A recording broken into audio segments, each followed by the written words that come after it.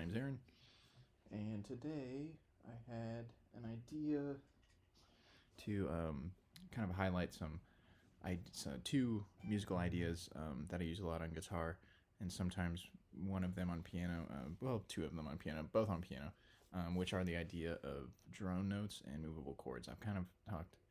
I've touched on drone notes in like past tutorial videos, but it's mostly just been like in passing. And what a drone note really is a note that passes through multiple sections of a song. So I'll play this piece here.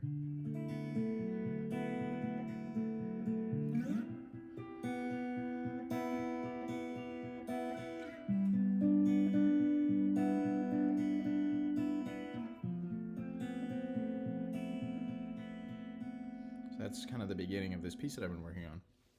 And the two drone notes are open B and open E, the high B, high E. And they kind of they don't move, but the chords move around them.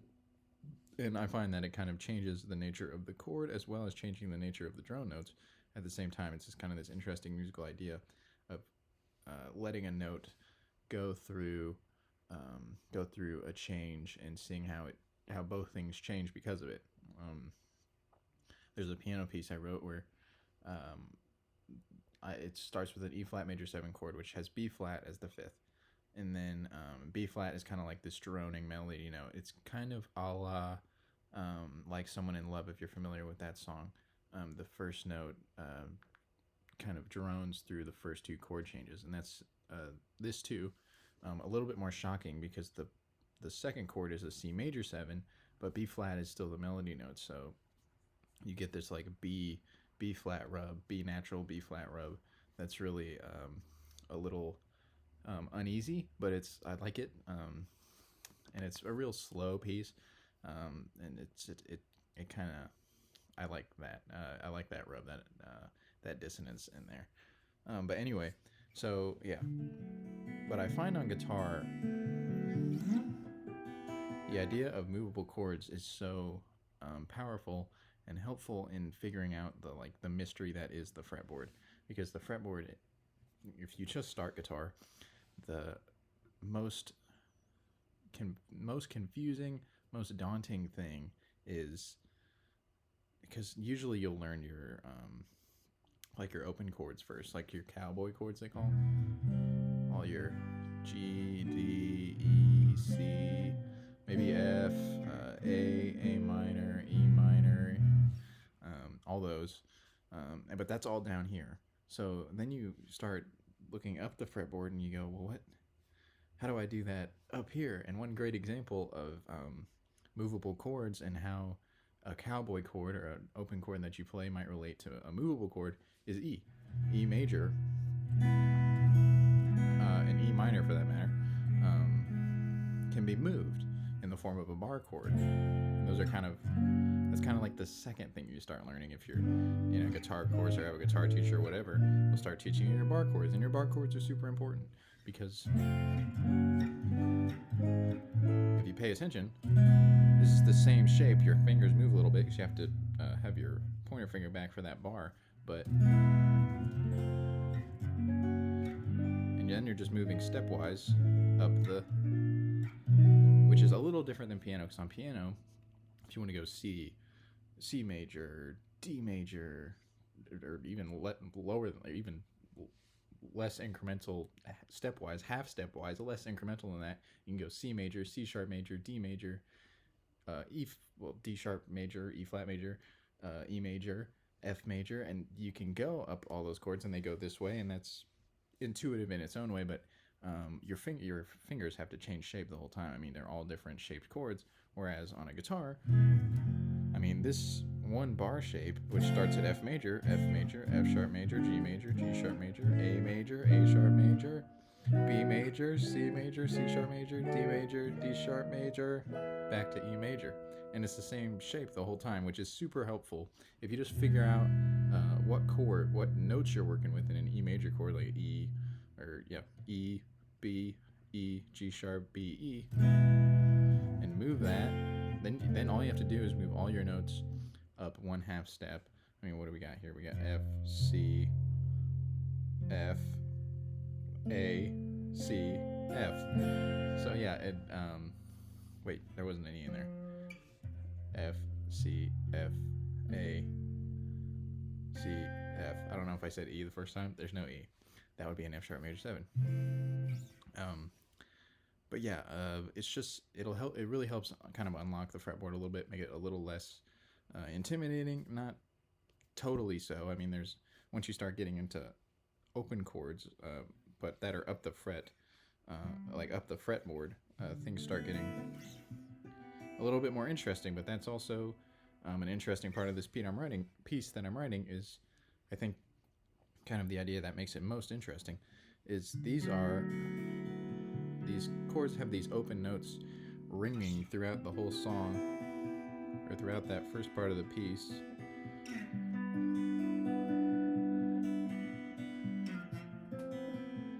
Kind of gives it that like continual motion, and not even necessarily continual motion, but it's just,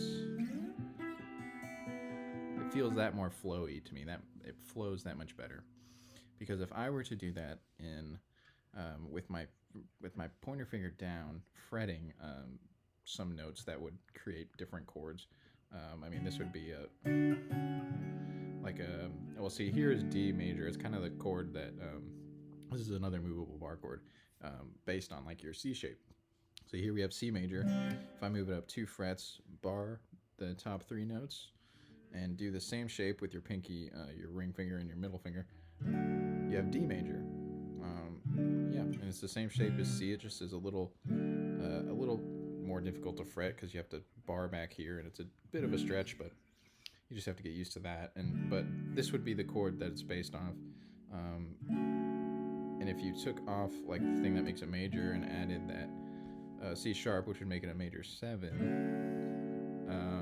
this is kind of the bar that would replace, not necessarily replace, but intuitively this is the chord that this chord kind of would change into if you wanted to make it a bar chord.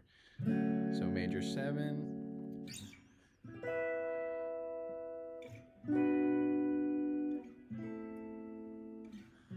and see, that's cool.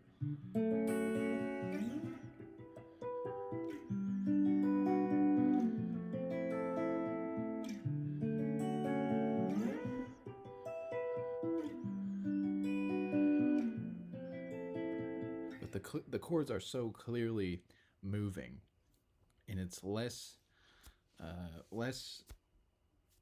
that motion. It fits together, but it doesn't fit. It just doesn't flow and fit as well to my ear. And that's not to say that it's better or worse. It just is a different musical sound. So like,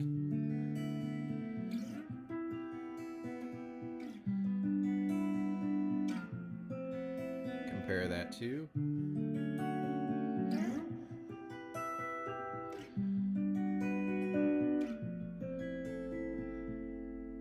you know, they're different.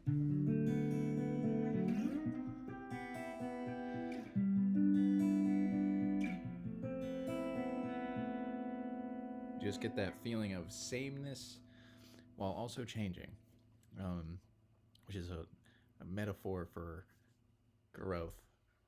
Not another video. I'll never make a video that pretentious. But yeah, it's just a different sound, and it's using these two ideas, movable chords and drone notes together, because once you start getting into more high fret open chords, you'll find that drone notes are really pleasing, especially to, well, I think they're super pleasing. Like, you get that dichotomy of open, ringy, a bit lower octave, not necessarily in a lower octave, but it's got that lower timbre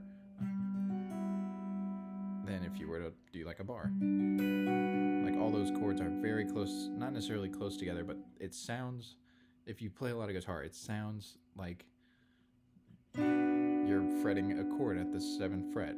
But if you start opening some of those up, you know, you get that dichotomy of sound, which is high fret notes and no fret notes, open notes, and they also ring better. So you also get that a little bit of a dichotomy there. Like your sustain from your fretted notes is not quite as long as the sustain from your open notes. So you get that cool dichotomy, and these notes can kind of, if I could slide up better, kind of ring out while I'm moving my chords.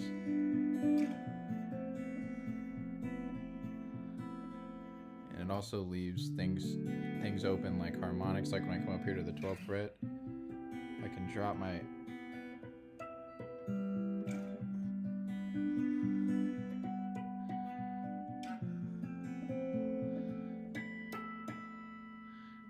do things like that. So that's just kind of something I want to draw attention to and explain why it's so cool to explore, and also hopefully demystify these big higher fret chords, not big, but like some of these kind of daunting higher fret chords and movements, because it just takes time and practice and a little bit of mental effort. I mean, just think about, just learn your bar chords is one of the first things I can say, because the only reason I knew that you could do this, or not necessarily knew that you could do this, but the only reason that I did this and then heard it and was like, oh well, that's just a D major, but with some extra open notes. And these, another cool thing that these open strings are doing is they're making my, once I realized what key I was in, D, I realized that B and E are also in D, and so it's really just extending my chords in a pretty pleasant way. Like this is some D with like a sixth. I don't know, B is the sixth of D, and E is the second. It's like a D add 2 adds a 6, and this is a C major 7. And you have what, like a G with an E. Looking at my piano, E is the 6th, so like a G add 6, and then here is a little bit. This is a cool chord. I like this chord because it actually falls out of D for a second. There's like an F. What do we got? F major something. F with a B and an E. So F major 7 add 2. Yes, F major 7 add 4. Yeah, so it kind of extends your chords without having to. They're just cool. Jerome, just experiment with open strings added to your chords, and learn your bar chords, and then experiment with those. Like open up your, like here I'll fret. There's a B major at the 7th fret, but open up your strings.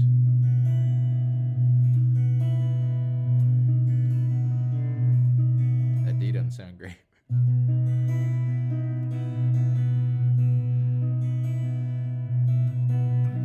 But just opening up those bottom 2 strings.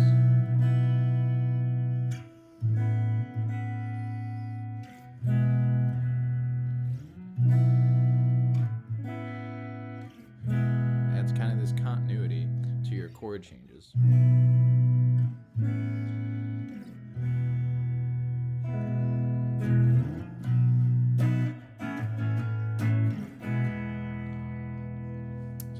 Movable chords and drone notes. My foot is about as asleep as it gets.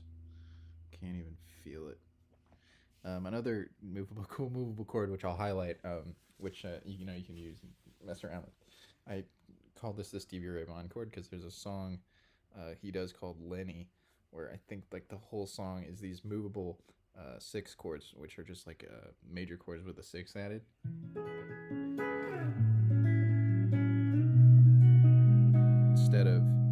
Instead of coming up here and adding like the 3rd, I think that is.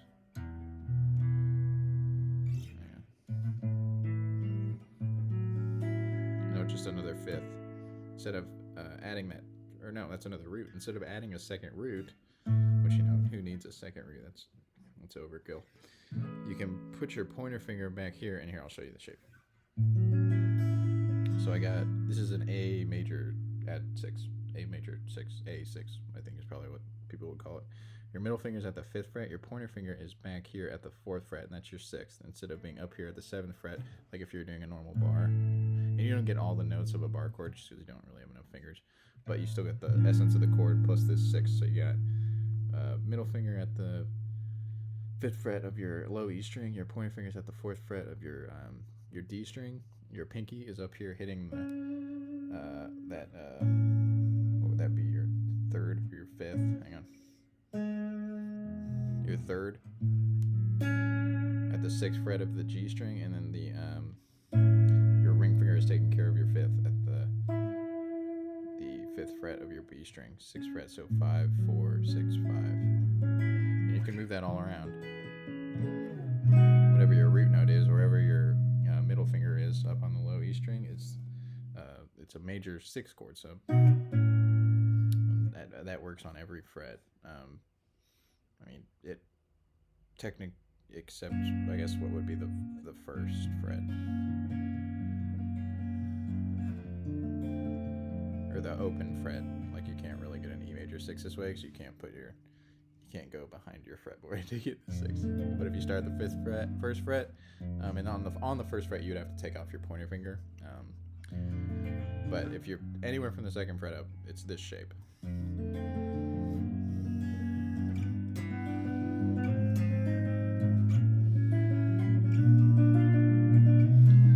B6, C6, C sharp 6, D6, D sharp 6, E6.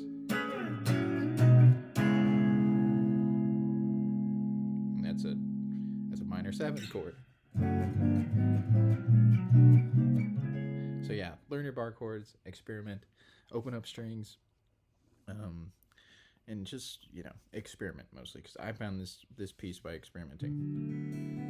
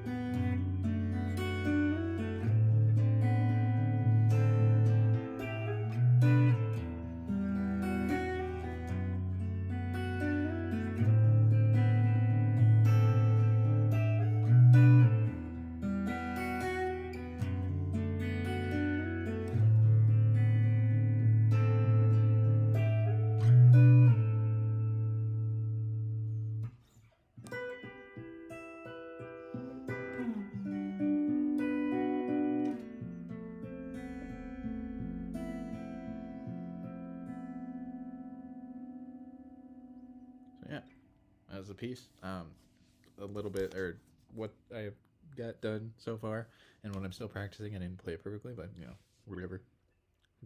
And if you'll notice at the end, I did bar those notes, and I think that adds like a nice little,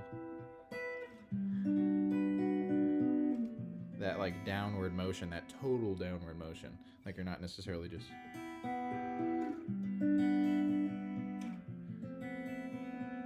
This has more of a feeling of like finality to it. And I open it up for the last chord just because that C, B, so close together rub, I like that.